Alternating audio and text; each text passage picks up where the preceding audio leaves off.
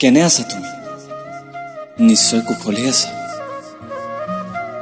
নিশাবোৰ যেতিয়া গভীৰৰ পৰা গভীৰতালৈ গতি কৰে, তোমালৈ বৰ মনত পৰে।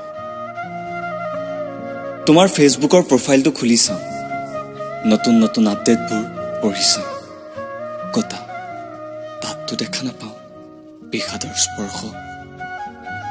নিশ্চয় তুমি বেছ সুখেৰেই আছা। একেইটো আছে তোমাৰ চঞ্চল হাঁহিটো আৰু কাজল কণা চকুজুৰি।